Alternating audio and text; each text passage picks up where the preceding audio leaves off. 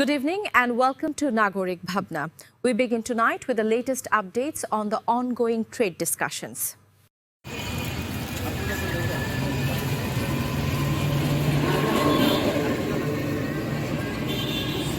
ছবি না ভিডিও নিচ্ছি, অসুবিধা নাই, ঠিক আছে ঠিক আছে।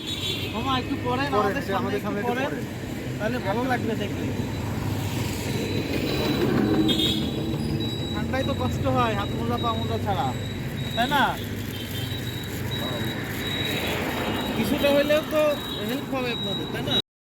আপনাদের কি কার্যক্রম ছিল এবং কতজনের মাঝে এই যে হাত মোজা পা মোজা দিলেন, যদি আমাদেরকে একটু বলতেন।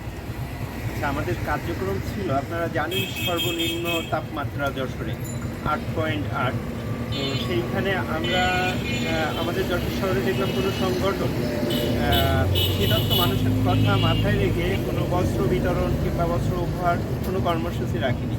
তা আমরা এই খেটে খাওয়া মানুষের কথা মাথায় রেখে আমরা তাদের জন্য হাত মোজা এবং পা মোজার কিছু ব্যবস্থা করেছি এবং সেটা উপহার হিসাবেই আমাদের খেটে খাওয়া মানুষের যারা রিক্সা চালক আছে কিংবা ফুড কোর্টের যে দোকানদারগুলো আছে তাদেরকে আচ্ছা, আমাদের সাধ্য মতন আমরা হাত মোজা এবং পা মোজা এটা দেওয়ার চেষ্টা করেছি। প্রায় 50 থেকে 60 জনের মাঝে আমরা এই হাত মোজা পা মোজা আজকে আমরা দেওয়ার চেষ্টা করেছি এবং আমাদের হলো এই যে বন্ধু মহল, এইখানে সংগঠন না, আমরা বন্ধুরা নিজেরা থেকে এই উদ্যোগটা গ্রহণ করেছি। আপনারা আমাদের জন্য দোয়া করবেন যাতে আমরা ভবিষ্যতে আরও বড় মানুষের পাশে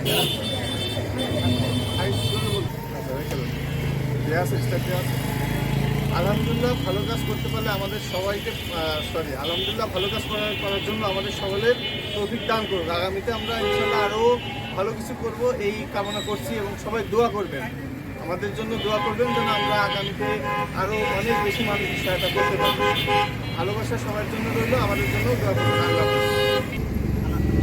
আলহামদুলিল্লাহ আমরা ক্ষুদ্র প্রচেষ্টায় আমরা চেষ্টা করছি মানুষের সহযোগিতা করার জন্য। এরই অংশ হিসেবে আমরা কিছু হাত মোজা পা মোজা দেওয়ার চেষ্টা করছি। আগামীতে আমরা আরও বড় পরিসরে করার চেষ্টা করবো ইনশাল্লাহ, আপনারা দোয়া করবেন। ধন্যবাদ।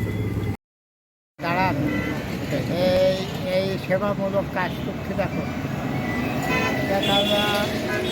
রহমত আমরা আপনারা আমাদের জন্য দোয়া করবেন। বেশি না পালিও কিছু উপকার পাইছি।